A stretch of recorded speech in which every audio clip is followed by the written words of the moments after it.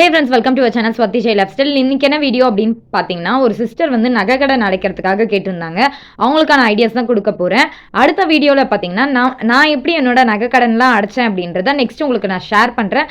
எதுக்காக அப்படின்னு பார்த்தீங்கன்னா, உங்களுக்கு ஒரு சில ஐடியாஸ் கிடைக்கும் அப்படின்றதுக்காக தான். இதில் ஏதாச்சும் மிஸ்டேக் இருந்தாலும் பரவாயில்ல, நீங்கள் கீழே கமெண்ட் செக்ஷனில் சொல்லுங்கள். அவங்களுக்கும் ஒரு சில ஐடியாஸ் கொடுங்க, அவங்க அடைக்கிறதுக்கு யூஸ்ஃபுல்லாக இருக்கும். என்னோட சஜஷனை நான் ஷேர் பண்ணிடுறேன். அவங்களுக்கு கிட்டத்தட்ட வந்து 5,50,000 நகைக்கடன் வந்து எப்படி அடைக்கிறதுன்னு கேட்டிருந்தாங்க. அவங்க வச்சிருக்கிறது பார்த்தீங்கன்னா 9.60 வந்து நகையோட கடனு. சரிங்களா? மார்ச் மாதம் 2025 2026 நான் எப்படி அடைக்கிறதுன்னு கேட்டிருக்காங்க. மார்ச் மாதம் வச்சிருக்காங்க 3,80,000. அடுத்த கடனும் எப்படி வச்சிட்டாங்கன்னா 9.60% வட்டி. அதே மார்ச் மாதம் வச்சிருக்காங்க 2025 எப்படி அடைக்கிற மாதிரி 1,50,000. கிட்டத்தட்ட அவங்களோட மொத்த கடன் பார்த்தீங்கன்னா 5,30,000. இந்த 5,30,000 கடனை நான் சேமிக்கிற 6,000 வச்சு எப்படி அடைக்கிறது அப்படின்னு கேட்டிருக்காங்க. நம்ம எப்படிலாம் அடைக்கலாம் அப்படின்றத நான் ஷேர் பண்ணுறேன். ஃபர்ஸ்ட், இந்த 1,50,000 இருக்கு இல்லையா, இந்த 1,50,000க்கு இந்த ஆகஸ்ட் மாதம் 53,000 அசல்ல கட்டிடுவேன்னு சொன்னாங்க. இப்போ இந்த 1,50,000 எப்படியா மாறும் அப்படின்னா 97,000 மாறிடும். 97,000 நமக்கு சேஞ்ச் ஆகிடும். ஸோ இந்த 53,000 நான் அசலில் கட்டிடுவேன். எனக்கு இதுக்கப்புறம் எப்படி வந்து சேமிக்கிறதுன்னு ஐடியாவாக ஷேர் பண்ணுங்கள், டிப்ஸ் சொல்லுங்கன்னு சொல்லியிருக்காங்க. அவங்களால ஒரு மாதம் சேமிக்க அமௌண்ட் பார்த்தீங்கன்னா 6,000 தான் என்னால் மாதம் எடுத்து வைக்க முடியும் அப்படின்ற மாதிரி சொல்லியிருக்காங்க. எந்த பேங்க்கில் வச்சுருக்காங்க அப்படின்னா கரூர் வைசியா பேங்க், கேவிபி பேங்க்கில் தான் வச்சுருக்காங்க. இது வட்டி அதிகமாக இல்லை குறைவா அப்படின்ற மாதிரி கேட்டிருக்காங்க. வேறு எந்த பேங்க்கில் எனக்கு வட்டி குறைவு அப்படின்ற மாதிரி சொல்லி கேட்குறாங்க. நம்ம அந்த டீட்டெயிலை ஃபஸ்ட்டு நான் ஷேர் பண்ணிடுறேன். ஃபஸ்ட்டு நீங்கள் ஏன் மோஸ்ட்டாக வந்து கவர்மெண்ட் பேங்க்கை சூஸ் பண்ணணும் அப்படின்னா வட்டி சதவீதம் வந்து பிரைவேட் பேங்கை விட கொஞ்சம் அதிகமாக இருக்கும், கூடவா இருக்கும். அதே மாதிரி பிரைவேட் பேங்க்ல வந்து சார்ஜஸும் கவர்மெண்ட் பேங்கை விட அதிகமான சார்ஜஸ் போடுவாங்க. இந்த ஒரு 2-3 காரணத்துக்காக தான் வந்து நம்ம மோஸ்டா கவர்மெண்ட் பேங்க்குக்கு வந்து போக சொல்றது. இந்த பிரைவேட் பேங்க்னா எந்தெந்த பேங்க் அப்படின்னு பார்த்தீங்கன்னா Axis bank, HDFC bank, ICICI bank, City Union bank, அப்புறம் IDBI bank, IDFC bank, IndusInd bank, அதுக்கப்புறம் DCB bank, Federal bank, Kotak, KVB, Yes bank, RBL bank, South Indian bank, Tamil Nadu Mercantile bank, Karnataka bank, இது எல்லாமே பார்த்தீங்கன்னா ஒரு பிரைவேட் பேங்க். பிரைவேட் பேங்கை பொறுத்தவரையும் எப்பயுமே வட்டி சதவீதம் அப்படின்னு பார்த்தீங்கன்னா 9.80% மேலே தான் இருக்கும். இல்லை 9.60% மேலே தான் வட்டி சதவீதம், 9.75% மேலே தான் வட்டி சதவீதம். அதுக்கு முன்னாடி இருக்கிறதுக்கு சான்ஸே கிடையாது. ஏன்னா அதிகமாக தான் இருக்கும் பிரைவேட் பேங்கை பொறுத்தவரையும். இதுவே கவர்மெண்ட் பேங்க் என்னென்ன பேங்க்னு சொல்கிறேன். SBI பொறுத்தவரையும் 8.55 10.25% வரையும் நமக்கு வட்டி சதவீதம் வந்து இந்த மாதிரி தான் இருக்கும். வட்டி சதவீதம் கவர்மெண்ட் வந்து பிரைவேட் கம்பேர் பண்ணும்போது கம்மியாக கிடைக்கும் நமக்கு. இதுவே கனரா பேங்க்னா 9.25% இருக்கும். இதுவே யூனியன் பேங்க் ஆஃப் இந்தியாவில் வந்து 8.70% 9.40% வரையும் இருக்கும். இதுவே இந்தியன் பேங்க் அப்படின்னா 8.45% 10% வரையும் இருக்கும். அதுக்கப்புறம் பார்த்தீங்கன்னா பேங்க் ஆஃப் பரோடா, அதுக்கப்புறம் Punjab national bank, bank of India, central bank of India, அதுக்கப்புறம் Indian overseas bank, Punjab and Sind bank, அப்புறம் UCO பேங்க். இந்த பேங்க் எல்லாமே கவர்மெண்ட் பேங்க். இந்த பேங்க்ல வந்து பிரைவேட்டை கம்பேர் பண்ணும்போது வட்டி சதவீதம் கம்மியா இருக்கும். மோஸ்டா இந்த மாதிரி பேங்க்ஸை வந்து நீங்க சூஸ் பண்றது பெஸ்டா இருக்கும். KVB அப்படின்றது ஒரு பிரைவேட் பேங்க், அதனால வட்டி சதவீதம் வந்து எப்பவுமே அதிகமாக தான் இருக்கும். இன்னொன்று என்னன்னா அக்ரி நான் அக்ரி அப்படின்றது 2 டேர்ம்ஸ் இருக்கு இல்லையா. இந்த அக்ரியை பொறுத்தவரையும் கவர்மெண்ட் பேங்க்லவும் பிரைவேட் பேங்க்லயும் பார்த்தீங்கன்னா கவர்மெண்ட் பேங்க்ல ஒரு அக்ரியோட வட்டி சதவீதம் வந்து 8% இருக்கு அப்படின்னா பிரைவேட் பேங்கை பொறுத்தவரையும் ஒரு அக்ரி வச்சு ஒரு லோன் எடுக்கிறீங்க, கோல்டு லோன் அப்படின்னா அங்கே 8% இருக்கிறது இங்கே 8.75% மேலே இருக்கும். அந்த மாதிரி தான் டிஃப்ரென்ஸ். அதனால வட்டி அதிகமாக இருக்கும். இன்னொன்று பெனால்ட்டி சார்ஜஸ் டபுளாக இருக்கும் எப்பவுமே கவர்மெண்ட் பேங்கை விட. அதனால தான் மோஸ்ட்டாக ப்ரைவேட்டை செலக்ட் பண்ணிக்காதீங்க, கவர்மெண்ட் செலக்ட் பண்ணிக்கோங்கன்னு சொல்றது. இப்போ KVBன்றது ஒரு பிரைவேட் பேங்க். இந்த சிஸ்டருக்கு நான் 2 டிப்பை சொல்லணும்னு ஆசைப்படுறேன். ஒன்று பார்த்தீங்கன்னா நீங்கள் 2 கடன் வச்சிருக்கீங்க. இந்த 2 கடன் பார்த்தீங்கன்னா ஒன்று வந்து 3,80,000 இன்னொரு கடன் பார்த்தீங்கன்னா 1,50,000. அது ஆகஸ்ட் மாதம் 53,000 கட்டிடுவேன், அது 97,000 மாறிட்டு இருக்கும் அந்த கடன். இந்த 2 கடத்துல என்ன ஒரு விஷயம்னா ரெண்டுமே அவங்க மார்ச் மாதம் தான் செலக்ட் பண்ணி வச்சிருக்காங்க. மார்ச் நீங்கள் ஒரே மாதத்தில் செலக்ட் பண்ணி வச்சிருக்கிறதால ஒரே மாதத்தில் நீங்கள் 2 ரெண்டுத்துக்கும் காசு வாங்கிட்டீங்க. அப்போ நமக்கு என்ன ஆகும் அப்படின்னா, அந்த மார்ச் மாசமே நம்ம ரெண்டுத்துக்கும் வட்டி கட்டுற மாதிரி இருக்கும். கொஞ்சம் வந்து இக்கட்டான சிச்சுவேஷனா இருக்கும். சேமிக்கிறதும் வந்து நம்ம 6000 ரூபாய் அப்படின்றதால கொஞ்சம் கடன் அடைக்கிறது கொஞ்சம் கஷ்டமா நமக்கு தெரியும். இந்த 3,80,000 ரூபாவை நீங்க ஒன்னு ஸ்பிளிட் பண்ணி வச்சிருக்கலாம். ஒவ்வொரு மாசமும் பாத்தீங்கன்னா ஒரு 2 மாசம் கேப்ல கூட ஸ்பிளிட் பண்ணி வச்சிருந்தீங்கன்னா உங்களுக்கு நல்ல பெனிஃபிட் கிடைச்சிருக்கும். சேமிக்கிற அமௌண்ட்டை எப்படி யூஸ் பண்ணலாம் அப்படின்ற மாதிரி. ஒன்று வந்து 80,000 ரூபாய்க்கு வச்சுக்கலாம், 1,00,000 ரூபாய் ஒன்று, 1,00,000 ரூபாய் ஒன்று. இதெல்லாம் வந்து நான் எப்படி வச்சேன்றதை உங்களுக்கு நெக்ஸ்ட் வீடியோவில் ஷேர் பண்ணுறேன். ஸ்பிளிட் பண்ணி எப்பவுமே ஒரு கடன் வைக்க போறீங்க அப்படின்னா, ஒரு 4,00,000 ரூபாய் கடன் உங்களுக்கு தேவைப்படுது அப்படின்னா, அப்படியே நகை எடுத்துட்டு போயிட்டு 4,00,000 ரூபாய்க்கும் கடன் வாங்கிட்டு வந்துடாதீங்க தயவு செஞ்சு. ஸ்பிளிட் பண்ணி வைங்க. உங்க பேர்லயே வைக்கிறீங்கன்னா கூட 3 ஸ்பிளிட் பண்ணி வைங்க. ஒவ்வொரு மாசமும் ஒன்னு வைங்க. இல்ல என் ஹஸ்பண்ட் பேர் மேல வைக்க போறேன், என் பேர் மேல வைக்க போறேன், எங்க அப்பா பேர் மேல வைக்க போறேன் அப்படின்னா கூட அதையும் ஸ்பிளிட் பண்ணி ஒரே மாசமா இல்லாம ஒரு மார்ச் மாசம் ஒன்னு வைக்கிறீங்க அப்படின்னா மே மாசம் ஒன்னு வச்சுக்கோங்க, அப்புறம் ஜூலை மாசம் ஒன்னு வச்சுக்கோங்க. இந்த மாதிரி ஸ்பிளிட் பண்ணா மட்டுமே நம்மளால வட்டியும் கட்ட முடியும், அசல் அடைக்கிறதுக்கும் கொஞ்சம் டைம் கேப்ன்றது ஒன்னு கிடைக்கும். இப்படி நீங்க ஒரே மார்ச் மாசமே எல்லா கடனையும் 5,30,000 ரூபாய் கடனையும் மார்ச் மாசமே நீங்க வச்சுட்டீங்கன்னா எதை அடைக்கிறதுக்கு நம்ம ஃபர்ஸ்ட் ட்ரை பண்ணுவோம்? எதையுமே அடைக்க முடியாது. வட்டி கட்டுறதுக்கு தான் நம்மளால முயற்சி பண்ண முடியும். ஒன்னு விட்டுட்டோம் அப்படின்னா கூட ஒன்னுத்துல வந்து அசல் வந்து ஏறிட்டே போயிடும். அதனால மோஸ்டா வந்து பிரிச்சு வைக்கிறதா ஸ்பிளிட் பண்ணிக்கோங்க. இன்னொன்னு மாதங்கள் வந்து மாத்தி வைங்க. அப்பதான் வட்டி கட்டுறதுக்கும் அசலை மீட் எடுக்கிறதுக்கும் நமக்கு சுலபமா இருக்கும். நமக்கு இருக்கிற இந்த 1,50,000 ரூபாய் 53,000 ரூபாய் ஆகஸ்ட் மாசம் கட்டிட்டா 97,000 ரூபாவா மாறிடும். 97,000 நமக்கு சேஞ்ச் ஆயிடும். அவங்களால மாசம் எவ்வளவு கட்ட முடியும்னு சொல்லியிருக்காங்கன்னா 6,000 ரூபாய் நான் மாசம் சேமிச்சிட முடியும் அப்படின்ற மாதிரி சொல்லியிருக்காங்க. இதுக்கு நம்ம 9 ஃபர்ஸ்ட் கடன் சொல்றது 9.60% அப்படின்னா கூட அடுத்த மார்ச் 2026 அவங்க வட்டி கட்டணும். இந்த 3,80,000 ரூபாய்க்கு வட்டி மட்டுமே 36,480 ரூபாய் வரும். நம்ம 6,000 ரூபாய் சேமிச்சோம் அப்படின்னா தான் நம்மளால ஒரு 8 மாசம் டைம்ல வந்து ஒரு 48,000 ரூபாய் சேமிச்சு இந்த வட்டியை கட்ட முடியும். கொஞ்சம் பிளான் பண்ணி இதை ஸ்பிளிட் பண்ணி இருந்தா நம்மளால ஈஸியா சேவ் பண்ண முடியும் நான் சொல்றேன். இப்போ வந்து இந்த 3,80,000 ரூபாய் மட்டும் மார்ச்ல இருந்ததுன்னா நம்ம ஈஸியா 6,000 ரூபாய் சேமிச்சு 8 மாசத்துக்குள்ள ஒரு 36,480 ரூபாய் வட்டியை கட்டி க்ளோஸ் பண்ணி வட்டி கட்டிட்டு அசல ஒரு 2,000 ரூபாய் 3,000 ரூபாய் அந்த மாதிரி கட்டி க்ளோஸ் பண்ண ட்ரை பண்ணியிருக்கலாம். ஆனா 2 கடனுமே மார்ச்ல இருக்கிறதால இப்ப ரெண்டுத்தையும் பேலன்ஸ் பண்ணணும். இந்த 97,000 ரூபாயும் பேலன்ஸ் பண்ணணும், இந்த 3,80,000 ரூபாயும் பேலன்ஸ் பண்ணணும். இந்த ரெண்டுத்தையும் நம்ம வந்து எப்படி பேலன்ஸ் பண்றது அப்படின்னு நான் ஒரு சில ஐடியாஸை கொடுக்குறேன். அது வேற சில பேருக்கு வேற ஐடியாஸ் இருந்தாலும் கீழே கமெண்ட் செக்ஷன்ல சொல்லுங்க. அந்த சிஸ்டருக்கும் கொஞ்சம் ஹெல்ப் ஆகும். நம்ம இந்த மாதிரி பண்ணலாம் அப்படின்றது அவங்களுக்கு ஒரு ஐடியாவா கிடைக்கும். என்னோட ஃபர்ஸ்ட் ஐடியாவை நான் ஷேர் பண்றேன். Idea number 1. இப்போ என்ன பிரச்சனைனா ரெண்டுமே மார்ச் மாசமே கட்ட வேண்டியதா இருக்கு. வட்டியா இருந்தாலும் அசலா இருந்தாலும் ரெண்டுமே அந்த மாதிரி கட்டணும் அப்படின்னா நமக்கு கொஞ்சம் சிரமமா இருக்கும். அந்த டைம்ல நம்ம என்ன பண்ணலாம்? ஒன்று வந்து 97,000 மாறிடுச்சு, ஒன்று வந்து 3,80,000 ரூபாய் இருக்கு. ஏலச்சீட்டு உங்க ஊர் சைடு கிடைக்குது, ஒரு 5 லட்சம் ரூபாய் சீட்டு கிடைக்குதுன்னா அதை எடுத்து இந்த கடனை ஃபர்ஸ்ட் அடைச்சு முடிச்சிருங்க. ஏன்னா ஒரு 5 லட்சம் ரூபாய் ஏலச்சீட்டு எடுக்கிறீங்க அப்படின்னா கூட ஒரு 4,50,000 ரூபாயிலேருந்து 4,70,000 ரூபாய் வரையும் உங்களுக்கு கிடைக்கலாம். இல்லை 4,20,000 ரூபாய் கூட கிடைக்கலாம். இந்த மொத்த அமௌண்ட்டு பார்த்தீங்கன்னா 4,77,000 ரூபாய் வரையும் வரும். இப்போ நீங்க 4,70,000 ரூபாய் வந்து நீங்க ஈஸியா கிடைச்சது 5 லட்சம் ரூபாய் ஏலச்சீட்டுல உங்களுக்கு 4,70,000 ரூபாய் கிடைக்குதுன்னா இந்த கடனை வந்து நீங்க ஈஸியா இந்த வருஷமே க்ளோஸ் பண்ணிட முடியும். அதுக்கப்புறம் பார்த்தீங்கன்னா 5 லட்சம் ரூபாய் சீட்டை வந்து கட்டிட்டே வந்துட முடியும். எனக்கு வந்து அவ்வளோ வருமானம் இல்லை, நான் 5 லட்சம் ரூபாய் சீட்டெல்லாம் எடுத்து கட்ட முடியாதுன்னு நீங்கள் நினச்சிங்கன்னா இப்போ ஐடியா நம்பர் 2. ஃபர்ஸ்ட் கடன் உங்களுக்கு செகண்ட் கடன் சொல்கிறேன். ரெண்டாவது கடன் பார்த்தீங்கன்னா 9.60% மார்ச் மாதம் 2026 நீங்கள் க்ளோஸ் பண்ணி முடிக்கணும். சரிங்களா? இந்த 97,000 ரூபாய் கடன் இருக்கு இல்லையா, இதை தான் ஃபர்ஸ்ட் முடிக்க போகிறோம். சின்ன கடன். ஏன்னா இதுதான் எனக்கு எத்தனை நாள் இருக்குன்னு பார்த்தீங்கன்னா 8 மாதங்கள் இருக்கு. ஏன்னா 2025 இப்போ பார்த்தீங்கன்னா ஆகஸ்ட் மாதம், 2026 மார்ச் மாதம் தான் நான் கட்ட போகிறேன். அப்போ August, September, October, November, December, ஜனவரி, பிப்ரவரி, மார்ச் இந்த 8 மாதமும் நான் இந்த 6,000 ரூபாய் என்னால் மாதம் சேமிக்க முடியும். இந்த 6,000 ரூபாய் எடுத்துகிட்டு போயிட்டு இந்த அசலில் 97,000 ரூபாயில் 8 மாதமும் கட்டுறேன். அது என்னவா மாறிடுச்சு? 48,000 ரூபாய் நான் கட்டியிருப்பேன்.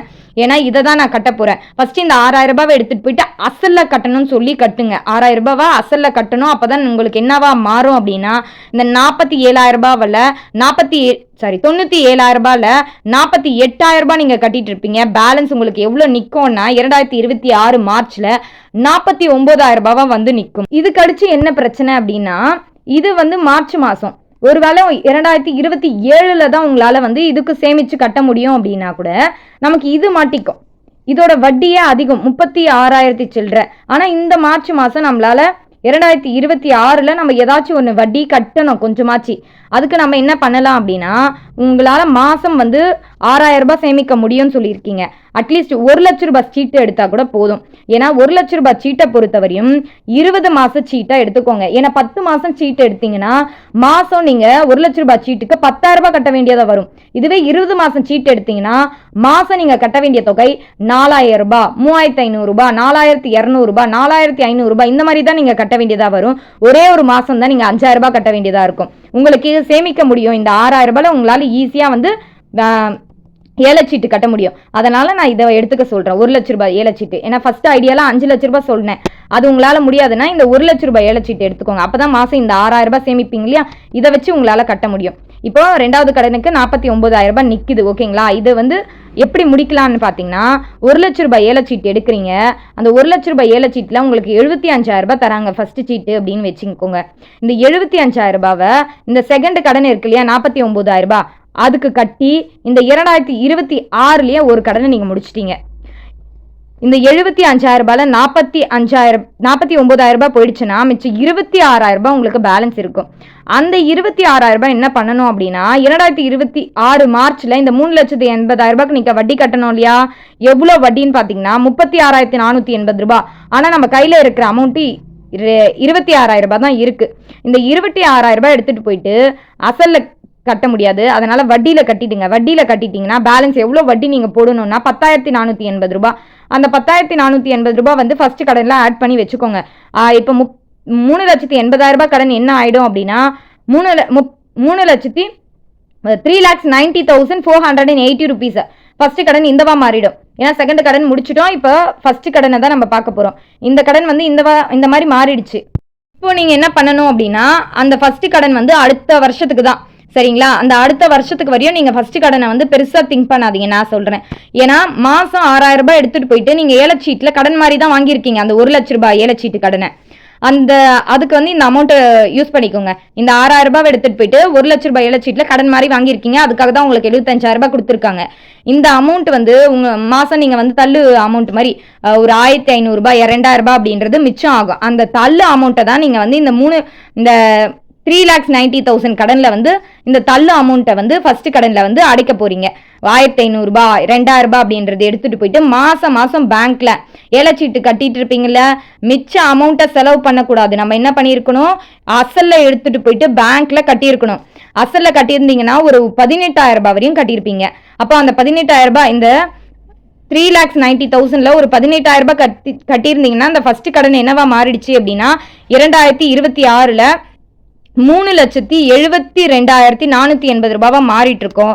இப்போ ஏலச்சீட்டு வந்து 2027ல க்ளோஸ் பண்ணிட்டீங்க. நம்மளோட 2027ல எவ்வளவு கடன் இருக்குன்னா 3,72,480 ரூபாவா மாறிட்டு இருக்கோம். இப்போ என்ன பண்ணணும்னா மாசம் 6,000 ரூபாய் எடுத்துட்டு போயிட்டு நீங்க அசல்ல கட்ட ஆரம்பிச்சிடணும். இப்போ 2027ல 3,00,000 ரூபாவா மாறிடும் அசல் கட்டிட்டே வந்தீங்கன்னா. அதுக்கப்புறம் 2027லேருந்து 2028க்கு 2,00,000 ரூபாவா மாறும். அதுக்கப்புறம் 2028லேருந்து 2029க்கு வந்து 1,00,000 ரூபாவா மாறும். 2029லேருந்து 2030 மார்ச் மாசத்துக்குள்ள கடனை க்ளோஸ் பண்ணி எடுத்துருவீங்க. ஆனால் நமக்கு டைம் வந்து நம்மளால 6,000 ரூபாய் தான் மாதம் சேமிக்க முடியும் அப்படின்னும் போது 4 வருஷம் நமக்கு டைம் எடுக்கும். ஏன்னா 4 வருஷம்ன்றது பெருசு கிடையாது, இப்படின்றதுக்குள்ள போயிடும். ஈஸியாக உங்களோட கடனை 5,50,000 ரூபாய் ஈஸியாக க்ளோஸ் பண்ணி முடிப்பீங்க. இந்த டிப்ஸ் வந்து ஒரு சில ஐடியாஸ் உங்களுக்கு கொடுக்கும் அப்படின்றதுக்காக தான் நான் ஷேர் பண்ணுறேன். நீங்கள் வந்து ஒவ்வொன்றா ஸ்ப்ளிட் பண்ணி வேறு மந்த் வச்சுருந்தீங்கன்னா, வேறு மாதத்தில் வச்சுருந்தீங்கன்னா உங்களுக்கு டைம் கிடச்சிருக்கும். ஒவ்வொரு அமௌண்ட்டுக்கும் வட்டி கட்டுறதுக்கும் அசலில் கொஞ்சம் அமௌண்ட்டு போடுறதுக்கும். நீங்கள் வந்து மார்ச்லேயே எல்லாத்தையும் 5,50,000 ரூபாய் கடனையும் வச்சுட்டதால நமக்கு ஒவ்வொன்றுத்துக்கும் டைம் கேப் வந்து பெருசாக கிடையாது. ஆனால் என்ன ஒரு ப்ளஸ் பாயிண்ட்னா, ஒன்று க்ளோஸ் பண்ணி ஈஸியாக முடிச்சிடலாம். இந்த 2வது 97,000 ரூபாய் கடனை ஈஸியாக க்ளோஸ் பண்ணி 2026 மார்ச்லேயே முடிச்சு எடுத்துருவோம். 2026ல் தான் இந்த ப்ராசஸ் வந்து நடந்துட்டு இருக்கு, ஃபர்ஸ்ட் கடனுக்கான ப்ராசஸ். அப்போ அந்த ஃபர்ஸ்ட் கடனுக்கான ப்ராசஸ்லையும் வந்து அசலில் கொஞ்சம் கட்டிட்டு இருப்போம். ஏலச்சீட்டில் இருந்து கொஞ்சம் அமௌண்ட்டையும் வட்டிக்காக கட்டியிருப்போம். அதுக்கப்புறம் ஒரு வருஷமாக வந்து இந்த 1,00,000 ரூபாய் ஏலச்சீட்டு கட்டும்போது கிடைக்கிற தள்ளு போகிற அமௌண்ட் எல்லாமே வந்து இதில் கட்டிட்டு இருப்போம். அசலில் கட்டிகிட்டே 18,000 ரூபாய் வந்திருப்போம். அந்த அசல் அமௌண்ட் என்ன ஆகும் அப்படின்னா 3,72,200 ரூபாவா மாறிட்டு இருக்கோம். அதுக்கப்புறம் பார்த்தீங்கன்னா 7 லட்சம் க்ளோஸ் ஆகிட்டு இருக்கோம். அதுக்கப்புறம் மாதம் 6,000 ரூபாய் எடுத்துகிட்டு போயிட்டு பேங்க்ல கட்டிகிட்டே வந்தீங்க, இல்லை வேற ஏதாச்சும் எக்ஸ்ட்ராவாக பார்ட் டைம் ஒர்க் பண்ணுறீங்க அப்படின்றது இந்த 4 வருஷம் அப்படின்றது 2 வருஷமா மாறிடும். ஏன்னா உங்களால் 6,000 ரூபாய் சேமிக்க முடியும்னு சொன்னதால நான் இப்படி பிளான் கொடுத்தேன். இதுவே உங்களால் நிறைய ஏர்ன் பண்ண முடியும், என்னால் வந்து பார்ட் டைமாக எக்ஸ்ட்ராவாக ஒரு 4,000 ரூபாய் 5,000 ரூபாய் கூட என்னால் முடியும் அப்படின்னும் போது அதையும் அசல்லையே கட்டிட்டு வந்தீங்கன்னா 4 வருஷம் அப்படின்றது 2 வருஷமா மாறிடும். என்னோட கடனுக்கும் கண்டிப்பாக நான் சொல்கிறேன், 1 வருஷம் 2 வருஷம் டைம் எடுக்கல, 6 வருடம் எனக்கு டைம் எடுத்து தான் நான் கடனை அடைச்சிருக்கேன். அதனால முடிஞ்ச அளவுக்கு சேவிங்ஸ் பண்ணி உங்களால் அடைக்கிற அளவுக்கு பாருங்க. தேர்ட் ஐடியா சொல்லிடுறேன்.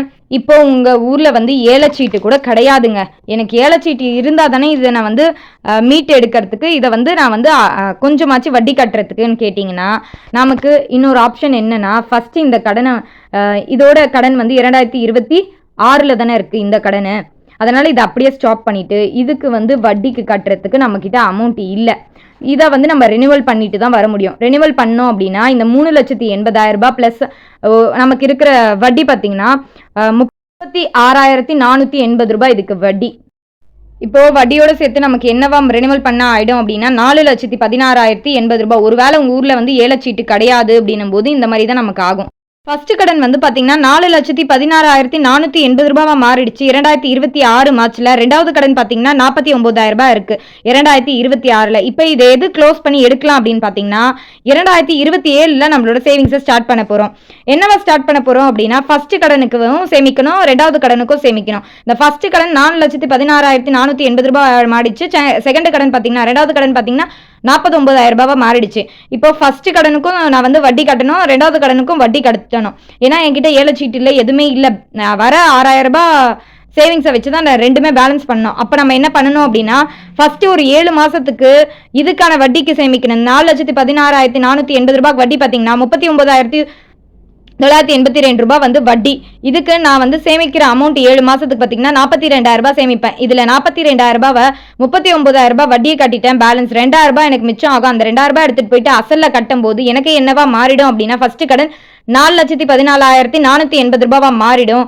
அதுக்கடுத்து நான் என்ன பண்ணுவேன் அப்படின்னு பார்த்தீங்கன்னா இந்த 2027 சேவ் பண்ணிட்டு இருக்கேன் இல்லையா, ஃபர்ஸ்ட் 7 மாதம் இதுக்கான சேவிங்ஸ் பண்ணிட்டேன். அதுக்கடுத்து 7 மாதம் அதுக்கடுத்து 5 மாதம் இதுக்கான சேவிங்ஸ் பண்ண போறேன்.